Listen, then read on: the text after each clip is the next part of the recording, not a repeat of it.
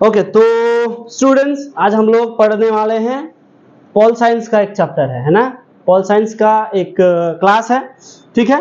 Question है, देखो first lesson का, ठीक है, आंतर्जातिक संपर्क, ये जो चैप्टर है ना, यहाँ का एक क्वेश्चन है, क्षमता बा शक्ति काके बोले, एर उपादानगुली आलोचना करो, ठीक है। 2+6 करके आता है, बहुत बार ये क्वेश्चन रिपीट हो चुका है, ठीक है, एग्जाम में बहुत बार रिपीट हो चुका है और बहुत ही इजी, एकदम इजी है ये क्वेश्चन, ठीक है। तो हम लोग शुरू करते हैं इसको, ठीक है। तो देखेंगे हम लोग, पहले लाइन बाय लाइन रीडिंग करेंगे, कोई भी अगर गलती वलती है उसको सुधार लेना है, ओके ओके। तो देखो आंतर्जातिक क्षेत्र, सबसे पहले हम लोग इंट्रोडक्शन लिख रहे हैं ना कि क्षमता बा शक्ति काके बोले। आंतर्जातिक क्षेत्रे क्षमता बा शक्ति একটি গুরুত্বপূর্ণ দিক। সাধারণভাবে বলতে গেলে অন্যকে নিয়ন্ত্রণ করার ক্ষমতাকে শক্তি বা পাওয়ার বলা হয়। যখন একটি দেশ অন্য দেশগুলিকে নিয়ন্ত্রণ বা প্রভাवित করতে পারে এই ক্ষমতাকে शक्ति बोले। ये लिखा हुआ है, देखो अब अगर कुछ समझ में नहीं आया है, ये जो लिखाया गया इसमें समझ में नहीं आ रहा है, नॉर्मली छोटा छोटा उदाहरण देके समझा दे रहा हूं, ठीक है। कहा गया है कि किसी के ऊपर प्रभाव विस्तार करना, इसी को शक्ति कहते हैं, इसी को पावर कहते हैं, है ना। तो शक्ति किसको कहते हैं? बोला गया है किसी के ऊपर प्रभाव विस्तार करना। कैसे? सोचो, अभी हम लोग पूरा वर्ल्ड में क्या सोचते हैं कि कौन सा देश सबसे ज्यादा शक्तिशाली है? अमेरिका, रशिया, चीन, ये लोग क्यों मानते हैं ऐसा? क्यों मानते हैं? वो लोग एक टेक्निक अपनाए हैं, क्या? अपने जो आस पड़ोस के छोटे छोटे छोटे छोटे जो देश है उन सब को वो लोग क्या किए हैं, अपना उन सब के ऊपर प्रभाव विस्तार कर दिए हैं। अब ये नॉर्मल सा सवाल है, प्रभाव कैसे विस्तार कर सकते हैं, है ना। वो लोगों ने क्या किया, नॉर्मली उतना देश वेश में नहीं जाते, पहले छोटा सा समझते हैं, ठीक है। सोचो कि तुम्हारे घर में एक तो भैया है, हाँ, उसने, तुम्हारे घर का जो भैया है उसने क्या किया, आस पड़ोस का जो भी लोग है ना सबको पैसा दे दे के रख दिया। कैसे? तुम्हारा घर के आसपास में एक तो शादी था, सोचो वो गया, उसने क्या किया, मदद कर दिया, 1 लाख रुपए। दूसरा घर में पैसा की जरूरत थी, खाना वाना भी नहीं हो रहा था, उसने क्या किया, 2 लाख रुपए दे दिया। तीसरा घर वालों को उसने क्या किया, जमीन खरीद के दे दिया। इस तरह आस पड़ोस के सबको कुछ ना कुछ दे दिया है। अब तुम सोचो नॉर्मली कि उस लड़का से, वो जिसको पैसा दिया है ना, 50,000 जो दिया, वहां के घर वाले आके झगड़ा करेंगे उससे? करेंगे? नहीं करेंगे ना। क्यों नहीं करेंगे? क्योंकि वो लोग जानते हैं कि वो आदमी पैसा वाला है, उसने वो लोग को दिया है कि नहीं। नॉर्मल सी बात है, पैसा दिया है, इसीलिए वो लोग झगड़ा नहीं करेंगे, है ना। पता है वो लोगों को, नहीं करेंगे। इसी तरह का ये जो टेक्निक है, इसी को आजकल का देश में बड़े बड़े देश अपनाते हैं। क्या करते हैं, जैसे कि चीन अपने आसपास का जो देश सब है उसको पैसा दे देकर रखता है। कैसे? पाकिस्तान, चीन पाकिस्तान को पूरा लोन दिया है, इतना लोन दिया है, वहां पे सड़क बनवाया है, रास्ते, समझा। तो ये जो अब पाकिस्तान चाह के भी चीन के खिलाफ जाएगा? इतना उधार में है उसका, जाएगा? कभी नहीं जाएगा। उसी तरह का बहुत सारा, देखो हम लोग कभी भी भूटान से झगड़ा करते हैं? नहीं। हम लोग हमेशा भूटान का मदद करते हैं, हम लोग हमेशा नेपाल का मदद करते हैं, हम लोग हमेशा बांग्लादेश का मदद करते हैं। कारण क्या है? क्या है? पॉलिटिक्स। यही तो है पॉलिटिक्स, है ना, यही तो है पॉलिटिक्स, इसी को कहते हैं शक्ति। तो भारत ने क्या किया, सबको पैसा दे दे के रखा, लोन दे दे के रखा, अच्छा व्यवहार रखा सबसे, समझ में आया। तो प्रभाव कैसे विस्तार कर सकते हैं, मैंने सिर्फ एक तो तरीका बताया, ठीक है। अब सोचो दूसरा तरीका बता रहा हूं, एक हथियार के बारे में, ठीक है। सोचो कि तुम वैसे रास्ते पे चल रही थी, ठीक है, एक कोई लड़का आया, उसने बदतमीजी किया, तो मारेगी 2 थप्पड़ उसको, है कि नहीं? क्या है, बदतमीजी किया रे, सच बात है। नॉर्मली अगर उस लड़का ने कोई हथियार दिखा दिया उसी समय, तुम क्या मारेगी 2 थप्पड़ उसको? तुम तो चुपचाप से वहां से निकल जाएगी। सही बात है ना, निकल जाएगी। ये बात देखो, हथियार देख के भी डर रहता है। पावर, यही तो है पावर, शक्ति। समझ में आ रहा है कि नहीं? हाँ, तो नॉर्मली तुमको शक्ति का मतलब समझ में आ गया होगा, जब कोई अपना प्रभाव विस्तार कर दे, है ना, यही चीज है क्या? शक्ति। ठीक है, इंट्रोडक्शन कंप्लीट। ओके, अब हम लोग इसका उपादान लिखेंगे। ठीक है, पॉइंट करेंगे शक्तिर उपादान। वहां पे लिखे हैं জাতীয় শক্তির বিভিন্ন উপাদান তথা তত্ত্ব রয়েছে যেগুলি হলো নিম্নলিখিত। ठीक है, अब हम लोग नंबर 1 पॉइंट, हम लोग देखो, हम लोग ये जो क्वेश्चन है हम लोग का, हम लोग कुछ पॉइंट्स के द्वारा इसको समझेंगे। ठीक है, देखो भौगोलिक आयतन, नंबर 1 पॉइंट क्या है? भौगोलिक आयतन, यही है। तो देखो भौगोलिक आयतन का मतलब है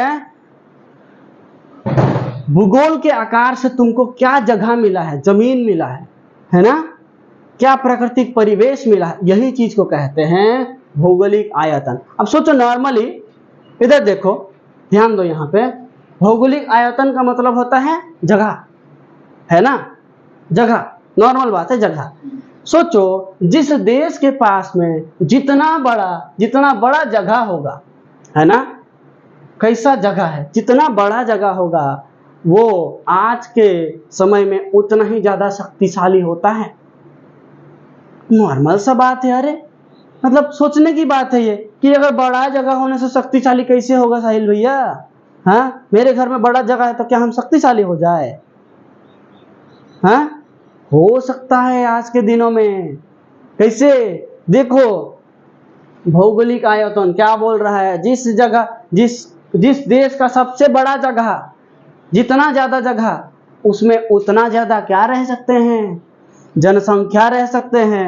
जनसंख्या रह सकता है, लोक संख्या ज्यादा होगा, ताकत ज्यादा होगा, है ना, नॉर्मल सी बात है। सोचो कि आज अगर इंडिया में 200 करोड़ जनसंख्या है, उदाहरण के तौर पे बता रहा हूँ, 200 करोड़ जनसंख्या है, हाँ, और नेपाल के पास में सिर्फ सोच लो कि 30 लाख जनसंख्या है, 1 करोड़ भी नहीं, है ना। तो इतना कम जनसंख्या वाला देश भिड़ना चाहेगा इतना ज्यादा जनसंख्या से? नॉर्मली गांव के बारे में सोचो, किसी के घर में सोचो कि 50 जन रहते हैं, तुम्हारे घर में रहते हैं 6 जन। जब झगड़ा होगा तो तुमको पता है कि तुम ज्यादा पिटने वाले हो, तो तुम चाहोगे झगड़ा करना? नहीं। तो जनसंख्या मैटर करता है, इसीलिए भौगोलिक आयतन मैटर करता है। सोचो उसके पास में, जिस देश के पास में ज्यादा जमीन होगा, उस जमीन में प्राकृतिक संपद भी तो वैसे ही होगा। कैसे? प्राकृतिक संपद मतलब क्या होता है? प्रकृति के द्वारा पाया गया संपद, जैसे कि मिट्टी में ही तो मिलता है क्या? कोयला मिलता है, खनिज तेल मिलता है, उसके बाद प्राकृतिक गैस मिलता है ना, उसके बाद में बहुत सारे चीज, लोहा, एल्युमिनियम, है ना, सब कुछ कहाँ मिलता है? जमीन में ही तो मिलता है कि नहीं? उसके बाद में मूल्यवान काठ, पहाड़, पर्वत, नदी, नाला, ये सब कुछ संपद है, और जो एक देश को शक्तिशाली बनाते हैं, है ना। सोचो तुम्हारे से होके पाकिस्तान में एक नदी जा रहा है, ठीक है, तुमने अगर उस नदी को रोक दिया, वहां पे पानी ही नहीं जाएगा, बेचारे लोग प्यास से नहीं मर जाएंगे? मरेंगे, वो लोग को तकलीफ होगा पानी की वजह से। तो ये है ताकत भौगोलिक आयतन वाला पॉइंट का। समझ में आया? तो एक देश को शक्तिशाली कैसे बनाता है, पता चला? भौगोलिक आयतन पता चला? हाँ, जमीन ज्यादा होगा तो शक्ति ज्यादा, पता चल गया। नंबर 2 पॉइंट है जनसंख्या। इस पॉइंट को अभी अभी हम लोग छूते हुए गए थे। जिस देश में जनसंख्या ज्यादा होगा वहां का ताकत ज्यादा होता है। कैसे? मैंने बताया अभी, अगर जनसंख्या ज्यादा है तो क्या होगा? ज्यादा सैनिक ज्यादा बन सकते हैं। यहाँ से नहीं बन सकते? तो सैनिक अगर ज्यादा है, मैंने जैसे बताया कि सेना अगर बहुत बड़ा है तो कोई उससे दादागिरी दिखाएगा क्या? नहीं ना। वही बात है, जनसंख्या मैटर करता है, लेकिन इसमें एक लेकिन है कि जनसंख्या को सिर्फ जनसंख्या ज्यादा होने से ही नहीं होता है। याद रखना, जनसंख्या कैसी होनी चाहिए? शिक्षित होनी चाहिए और परिश्रमी होनी चाहिए। सबल होनी चाहिए, मतलब हर काम में आगे, अच्छा होना चाहिए, शिक्षित होना चाहिए, पढ़ा लिखा। आज हमारे देश का हालत क्या है? हाँ, कोई भी गवार आदमी उठ के बड़ा बड़ा नेता बन जा रहा है, देश को डुबाएंगे ये लोग, और कुछ नहीं। अरे इनको पता ही नहीं है कि देश को आगे कैसे लेके जाए, है ना। पढ़ा लिखा होना जरूरी है ना। उसके बाद में हम लोग क्या बताए, एक बताया शिक्षित पॉइंट, नेक्स्ट क्या बताया, हाँ परिश्रमी। अब सोचो कि ऐसा जनसंख्या है, सब के सब कोढ़ी, हाँ, काम वाम करने का जगह, अपने देश को आगे बढ़ाने का जगह सब सोए रहते हैं, सबके सब सोए रहते हैं। अगर ऐसा जनसंख्या होगा तो देश कभी आगे बढ़ेगा नहीं, तो देश शक्तिशाली नहीं हो सकता है कि नहीं। तो समझ में आ रहा है। और सबल होना पड़ेगा, ताकतवर, हर चीज में आगे होना पड़ेगा, ठीक है। बीमारी उमारी नहीं होना चाहिए वहां पे ज्यादा उस देश का जनसंख्या को, नहीं तो अगर सबके सब बीमारी होते रहे तो लड़ाई होगा अचानक से, तो क्या बीमार आदमी लोग को लड़ने के लिए लेके जाएगा, है कि नहीं। नॉर्मल सी बात है।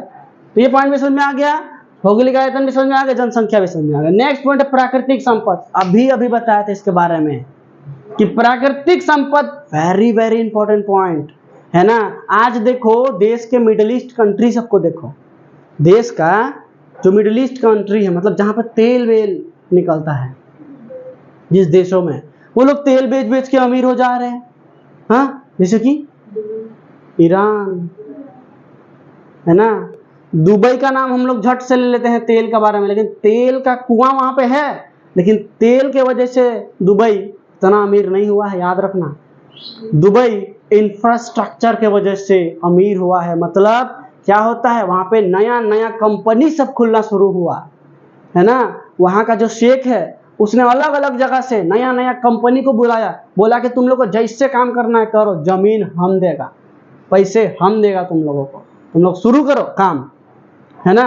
और हम लोग यहाँ पे क्या करते हैं, यहाँ पे कोई अगर नया कंपनी आ गया तो उसको मार पीट के नंगा पुंगा करके भगा देते हैं, यही होता है। इसीलिए हम लोग इतना पीछे रह गए हैं अभी। खैर, तो प्राकृतिक संपत्ति तो समझ में आ गया। जितना ज्यादा, आज अचानक से पता चला कि साहिल भैया के घर में सोना का खान मिल गया। अब तुम ही लोग बताओ कि हम लोग अमीर होंगे कि नहीं होंगे। मतलब ये क्या है, ये प्राकृतिक संपत्ति अचानक से किसी को अमीर बना सकता है कि नहीं। लेकिन इसीलिए तो ढूंढते रहते हैं। अचानक से बहुत सारा कोयला मिल गया जमीन में, है ना, एकदम बहुत सारा कोयला। ये कोयला क्या होगा, कोयला से हम लोग अच्छा यूज कर सकते हैं, इसको कोयला जलाने के काम में आता है, अच्छा यूज कर सकते हैं। नेक्स्ट पॉइंट है जलवायु, है ना, मतलब क्लाइमेट। ये जलवायु कैसे होता है, कैसे हम लोग के लिए अच्छा हो सकता है, या फिर एक देश इससे कैसे शक्तिशाली हो सकता है, जलवायु, है कि नहीं। नॉर्मल सी बात है, अगर देश का जलवायु अच्छा हुआ तो वहां के लोग परिश्रमी होंगे, है कि नहीं, सबल होंगे, मतलब काम करने में आगे रहेगा। लेकिन जिस देश में सोचो डेंजर गर्मी पड़ रहा है, आदमी लोग तुम नहीं देखते हो, तुम लोग देखते हो कि नहीं कि गर्मी महीना में कोढ़ी लोग के जैसे इधर उधर होते हैं, काम वाम करने का मन नहीं करता, पढ़ाई वढ़ाई करने का मन नहीं करता, शरीर सुस्त हो जाता है एकदम, है ना। तो जलवायु अच्छा होने के कारण एक देश शक्तिशाली हो सकता है ना। हम लोग को यहाँ पे देखो भारत में अच्छा जलवायु है ना। हाँ, कुछ दिनों से गर्मी पड़ रही है बहुत, वो अलग चीज है ना, लेकिन हम लोग के देश में हर एक मौसम आता है कि नहीं, यही बात है। तो जलवायु भी समझ में आ गया। अच्छा, आयतन, जनसंख्या, प्राकृतिक संपद, जलवायु समझ में आ गया। ओके, नेक्स्ट पॉइंट है सेना वाहिनी।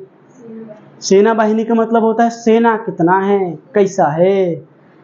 एक देश को शक्तिशाली बनाने के लिए सेना बहुत बहुत इंपॉर्टेंट है ना।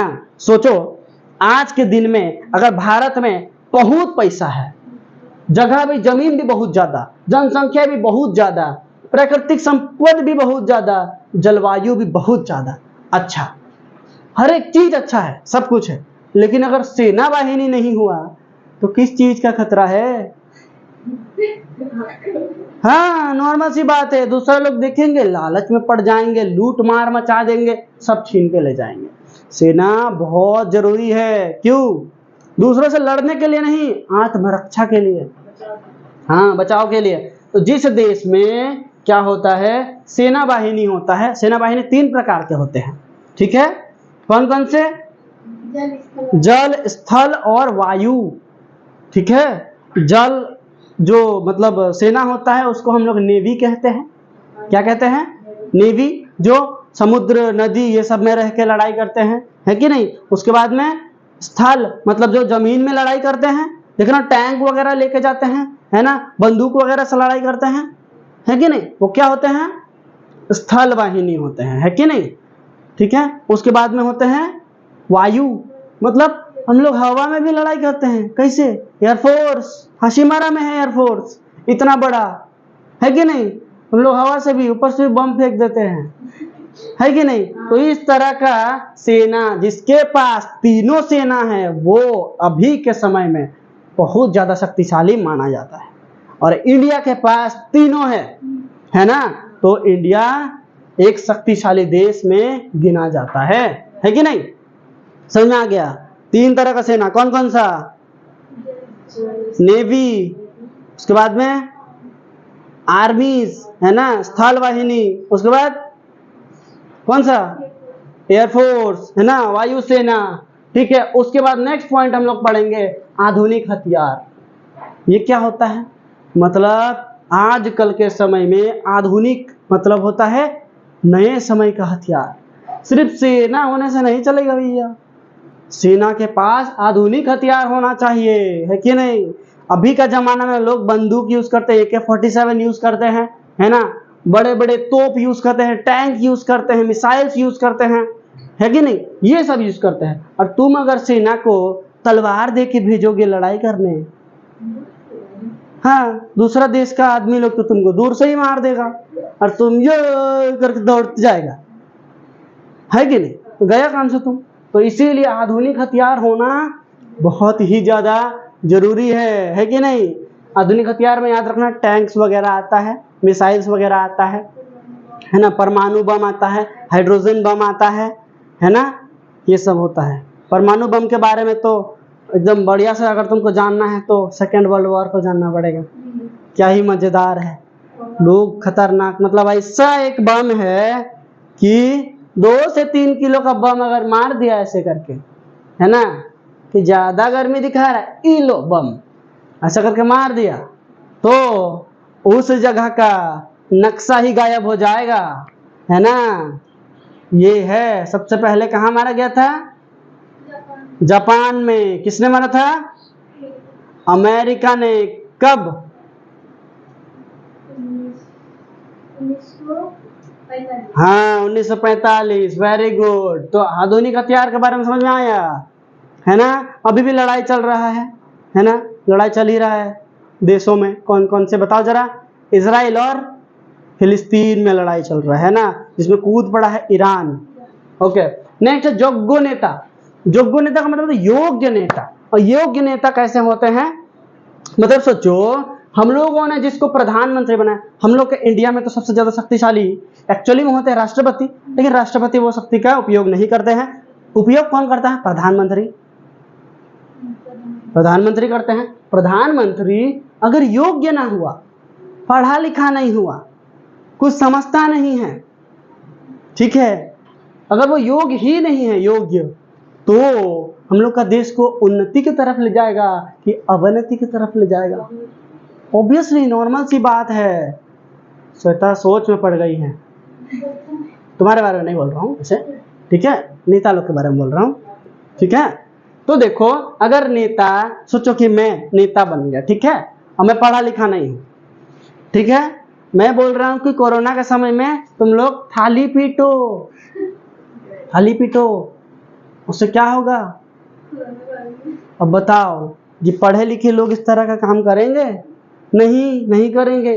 और मैं क्या कर रहा हूँ? मैं वोट पाने के लिए हिंदू मुस्लिम करवा रहा हूँ, है ना। क्या ये एक पूरा देश का सबसे बड़ा नेता को ये सही में लगता है कि ऐसा करना चाहिए?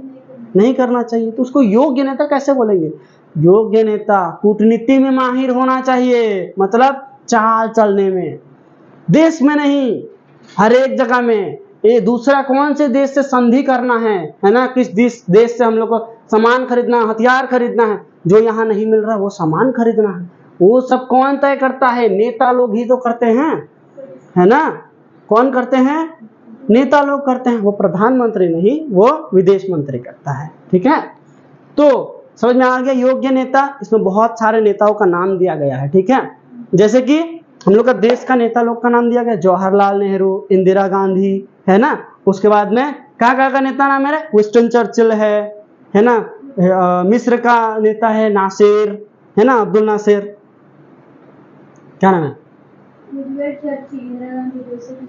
हाँ, जोसेफ स्टालिन है। उसके बाद माओ से तुंग है, और नहीं लिखी है तुम?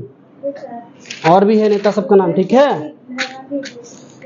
हाँ हाँ, तो ये सब जो है, ये लोग बहुत ही ज्यादा इंपॉर्टेंट रोल निभाए हैं, तब जाके आज उनका देश क्या है? उन्नति का शिखर में है कि नहीं। तो योग्य नेता बहुत ज्यादा इंपॉर्टेंट रोल निभाता है। तो हम लोग आज क्या पढ़े? इन टोटली कहा जाए तो हम लोग पढ़े कि एक देश को शक्तिशाली कैसे बनाया जाता है। कल चल के अगर तुम लोगों में से कोई बड़ा नेता बना, इन पॉइंट को पूरा जिंदगी याद रखना कि हाँ, साहिल भैया ने बताया था, पढ़ाया था हम लोग को, पूरा जिंदगी काम आएगा। एक अगर तुम लोग किसी दिन बड़े नेता बने कि एक देश को शक्तिशाली कैसे कर सकते हैं, है ना भाई। आयतन तो जरूरी है ही, भौगोलिक आयतन, जनसंख्या भी जरूरी है, प्राकृतिक संपद बहुत जरूरी, जलवायु बहुत जरूरी, सेना बाहिनी अच्छे ज्यादा जरूरी, आधुनिक हथियार इससे भी ज्यादा जरूरी, बहुत जरूरी है। हम लोग देखो, हम लोग रसिया से बहुत ज्यादा हथियार खरीदते हैं। क्यों खरीदते हैं? उनको जंग लगाने के लिए नहीं, ताकत दिखाने के लिए। भैया देख लो, राफेल है, राफेल तुरंत पहुंच जाएगा तुम्हारा जगह में, है ना। योग्य नेता, हम लोग का नेता लोग भी खतरनाक होना चाहिए। ये नहीं कि कोई तुमको आके धमकी दे दे, है ना, तुम चुप बैठा रहे, है कि नहीं। तुरंत एक्शन ले, ताकि क्या हो?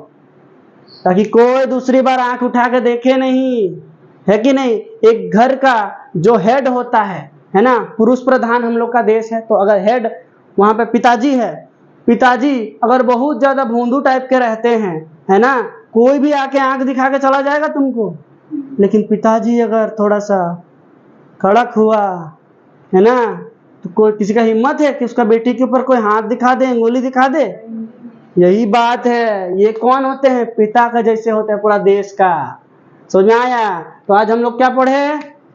हम लोग पढ़े क्षमता व शक्ति। समझ में आया? मजे से, मजेदार था। ओके।